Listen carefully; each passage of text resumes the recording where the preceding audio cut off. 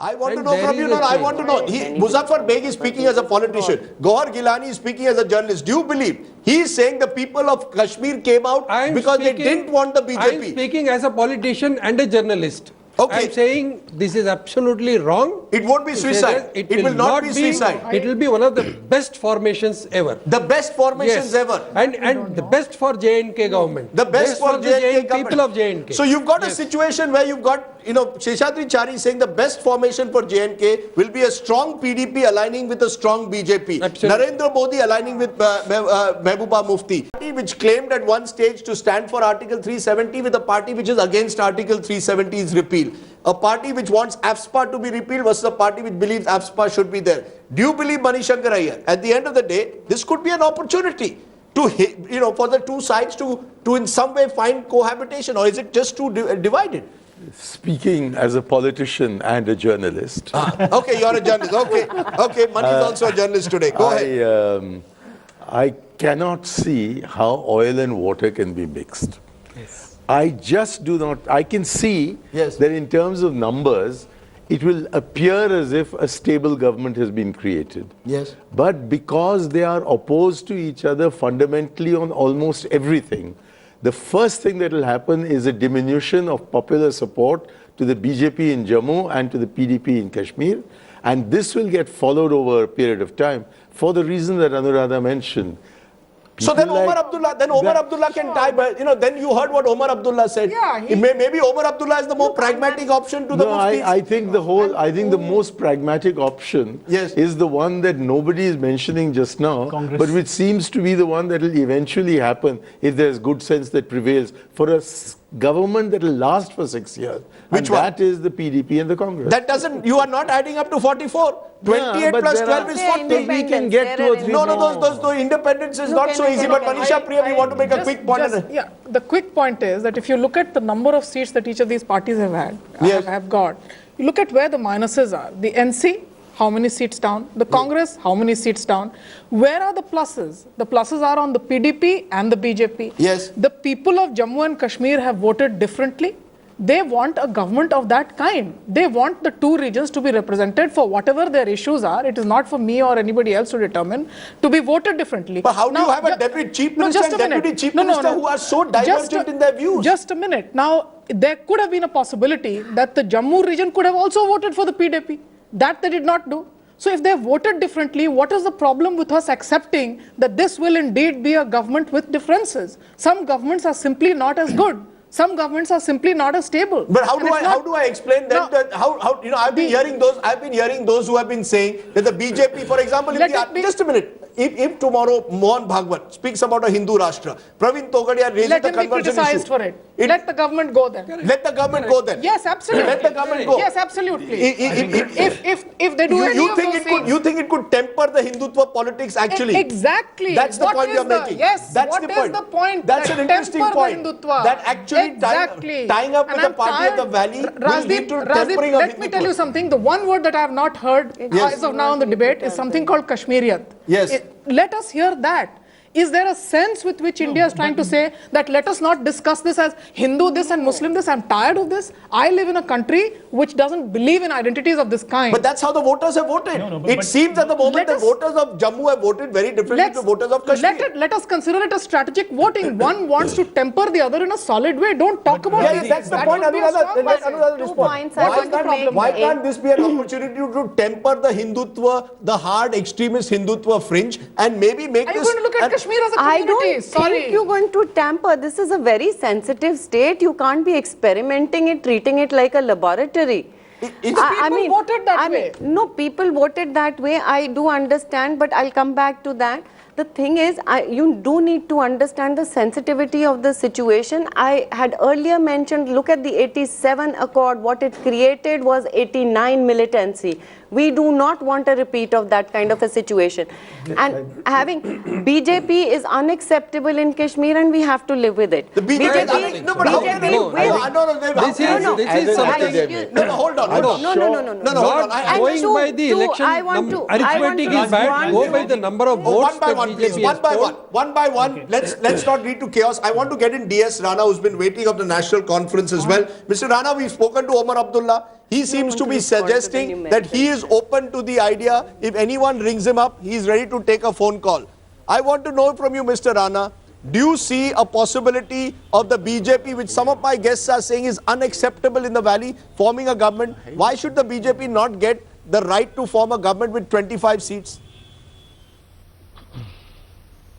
If Mr. Omar Abdullah, as you said, because I just drove in and came into your program, Yes. if Mr. Omar Abdullah has said that he's open to a call, Yes. then of course he's the president of the party, then that of course means that we're waiting for a call and we're open No, to I want to know, Mr. Rana, everything. do If you he has agree said with it. our studio panel which says that or section of the panel which says the BJP is unacceptable to the valley? This kind of untouchability politics which is being suggested here. See, so far as the results are out and then the party working committee will sit over this, look at all the pros and cons and take a decision which goes as per the aspirations of the people of Jammu and Kashmir and keep the verdict in mind. You know, I want a straight answer. Mani, I interrupted you. I'm sorry about that because I want to know these aspirations of Jammu and after Kashmir you've once and for all. spoken to The Mr. aspirations of Jammu and the aspirations of Kashmir, let's be clear, at the moment appear divergent. That doesn't mean that you can't have a coalition government. Simply, different parts of the country may have different aspirations. But what is wrong if a party which is the largest and the second largest come together, or number 1 and number 3 come together? Arithmetic is also needed to form a government. There is an arithmetic. The arithmetic works in favor of all the 3 or 4 options that there are. Except the Congress at the moment. No, it does. It works also for them. The point is that if, I'm sure Manisha is aware of this, the prisoner's dilemma, that people voting in Jammu did not know what was going to be happening in Kashmir and vice versa. It was the expectation generally that the BJP would get some seats in the valley and that the PDP would get much larger number of seats in Jammu. The eventual outcome has been that the PDP has been proved to be a valley party and the BJP has been proved to be a Jammu party. And as such, they have their own constituents whom they've built up on the basis of programs that have been elaborated over the years.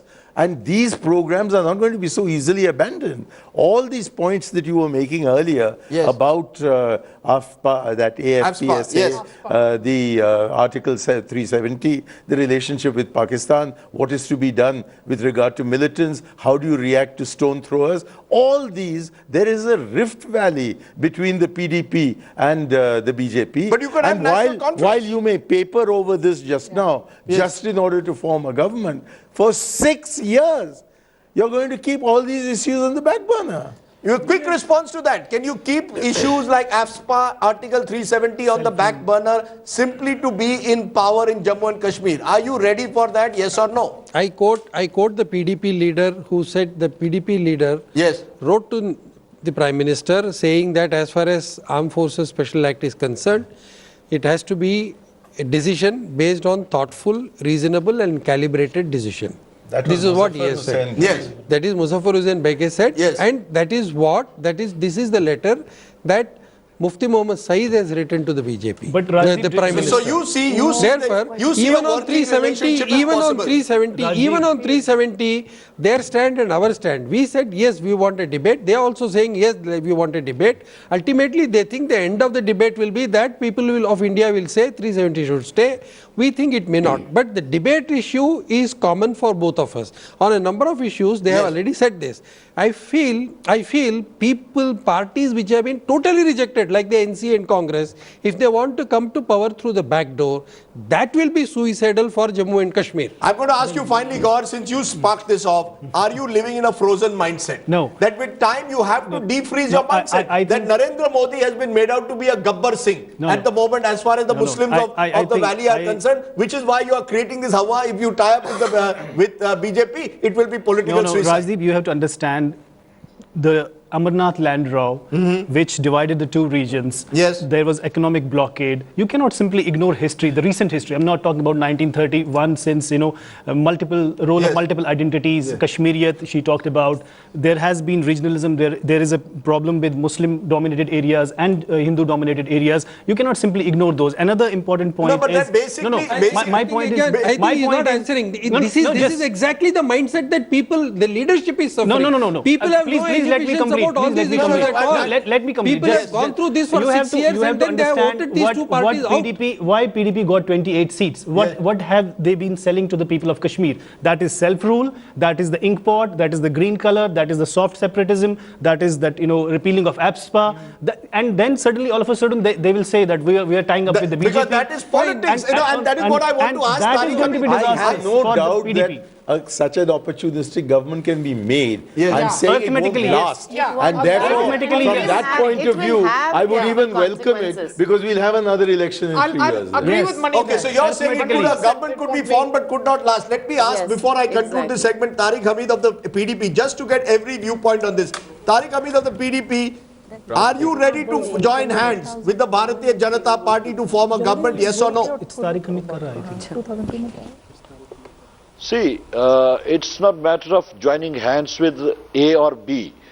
For us, we have many contentious issues which have to be taken care of, and we don't want to cobble in, we don't want to get into the government for the sake of forming the government. We have to see that the manifesto on which we have got the mandate. So you will not whether we would compromise be on able repealing to, of APSPA? You will fulfill- not compromise on Article 370? You will not We- compromise on certain we issues? I said we have very contentious issues, and we have to see that the mandate which we have got from the people, whether we would be able to fulfill that mandate in the given combination or not. So Okay. for that we have to have a meeting of the Political Affairs Committee, which is the apex body, and the options which are coming up shall have to be discussed in that, and then only we will be able to say Is the BJP anything an on untouchable? what would be the next. I want to know very clearly, is the BJP an It's not untouchable matter of- for the valley? It's not for us. It is for us. We see for us the importance what we are giving to is our own political agenda, whether we would be able to fulfill our agenda or not. Okay, well, it appears clearly that this is a difficult position that Mufti Mohammad Saeed finds himself in, because the governor is going to invite him first to explore the possibility of forming a government. Does he say yes or no? Does he bite the bait of the BJP? Does he bite the bait of the Congress? Because that's the other option. Tariq Hamid, who would you prefer, Congress or the BJP? We would. No, we are not, taking anybody's bait. We have to see. We have to. Who would you make prefer? the combination on our own. Sir, who would you prefer, Congress or BJP? On the issues, no, it is not matter of choosing anybody. It is our own issues, whether we would be able to fulfill those promises which we have made to the people or not. Okay. Had it been a combination which was, earlier, that was a different issue. Today, the issue is that Jammu has gone one way, Kashmir has gone the other way. That's right. For us, the challenge today is that this divide has to be bridged. We have to have an inclusive character. We have to see Those are the nice political words, issues, contentious issues. We have to take care of our developmental issues. We have to take care of the unemployment, and we have to take care of whole thing Hold on. Narendra Modi will promise you development. Narendra Modi will promise you resources from the center. So it's not impossible. Let's be clear. A government between Mr. Modi and Mr. Saeed is not impossible. Sorry. Could you please repeat? It appears that a government between Mr. Modi and Mr. Mufti Mohammad Saeed is not impossible, but it will be difficult to run. That's the sense one gets. It's a possible government, but one that will be difficult to run. Whether it is suicide for either side, that time will tell. Let's take a break. When we return, we are going to turn to Jharkhand for a bit, because that is where the big question has to be thrown up.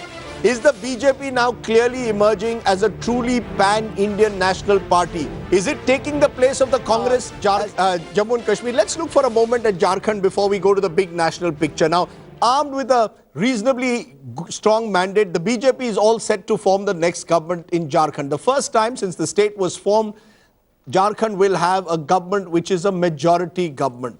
Tough luck though for several former chief ministers, including heavyweights like Arjun Munda, Babulal Marandi and even Madhu Koda, who lost from their respective seats. Jharkhand has scripted history. For the first time ever, a clear mandate by voters in the state.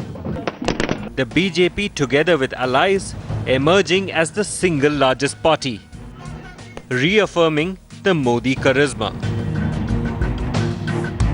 BJP improving its tally from mere 18 seats in 2009 to a position where it will form the next government in Jharkhand is a manifestation of how Modi magic has worked in the state. इस मौके पर मैं हमारे नेता और देश के प्रधानमंत्री श्री नरेंद्र मोदी जी को भी दिल से बधाई देना चाहता हूं, क्योंकि मोदी सरकार के 6 महीने का काम और मोदी जी के प्रति लोगों का अपार प्यार और श्रद्धा. Congress meanwhile facing rejection in yet another state, managing just 7 out of 81 seats. The polls also sealing the fate of former and current chief ministers. Former CM Babulal Marandi losing the battle from both Dhanwar and Giridih. Arjun Munda losing from Kharswan.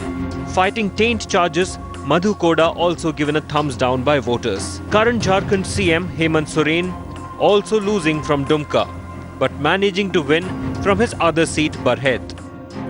The state now gearing up for its first non-tribal chief minister. Like it did in Haryana and Maharashtra, BJP is likely to come up with a surprise CM choice in Jharkhand. Names of non-tribal leaders like Raghuvar Das and Saryu Rai and tribal leaders like Sudarshan Bhagat are doing the rounds. But who will finally get the crown will be decided only by Prime Minister Modi and BJP President Amit Shah.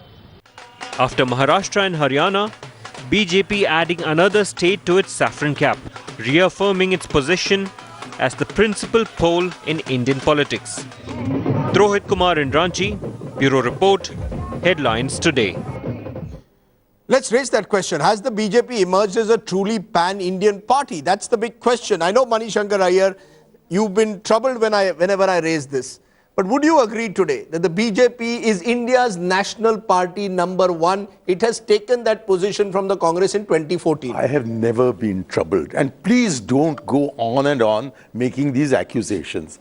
I have only pointed a fact to you. Yes. That the BJP is the dominant party of North India, not the far north, but North India, West India and Central India. They are not the dominant party in East India, Northeast India, particularly the Northeast Hill states, or in South India. Where is the Congress? Because where is the Congress in those parts? The Congress is today disappearing out of Eastern India. But you didn't ask me that question. No, Your question. I'm sorry. You asked which is the principal I'm national denying that it is a national party owing to the fact that it's not present in the South, in the East, in the West, in the Northeast. How can you are constantly it's the leading party trying in Assam, to promote leading party of Assam in May 2014 elections. It was the leading party of Assam. It has grown this time in Kerala, Tamil Nadu. It is today a party. Where is it grown in Tamil Nadu? Relatively speaking. It is what, relative from 0 to 1? I mean, what are you talking about? They have a long way to go, and your attempt to promote them as a pan-national party is so at variance with the fact that it's you who are troubled, not I. Okay. Seshadri Chari, while I have my glass of water recovering from Manishankar Iyer, tell me. Yeah, I'll give you the point he's making, that while you are scoring most of your victories, he's saying, and some would say are primarily in a particular geographical catchment area. There are geographical parts of India where you still don't have a presence. Can I call today, based on what has happened, call you India's pan-Indian party, or simply a party which is occupying spaces which once the Congress occupied in this particular geographical area of India? See, we are certainly occupying space that is being vacated by the Congress. Yes. And if the Congress wants to keep on committing such political suicide and we grow both negatively and positively, it would be a negative idea to say that the Congress is vacating and we are filling that space. That is one thing. And a positive way of looking at it is we are going on our own strength.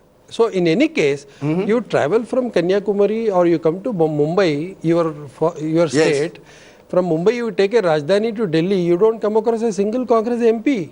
The first Congress MP you come across is in Amritsar. Is Amritsar. You've been reading my book where I've made this point. There's one Rohtak also in the middle where Dipinder Hooda is. But Manini Chatterjee, am I wrong in saying, even posing that question, has the BJP emerged as truly a pan-national party? They're winning state after state, and even when they're losing, like let's say the Tamil Nads or the Keralas, they are growing. They're on the ascendant. Would you agree? Bengal, they're on the ascendant. I wanted to mention Andhra Pradesh right from the morning. Okay, but in Andhra Pradesh, they had their own chief minister. They did not go in for any kind of alliance. Yes. And they lost. No, but Rajdeep, in the morning discussion also I disagreed with Mr. Iyer. Yes. Because I think that it would be wrong to think that the BJP is just a north and central party. It has been spreading.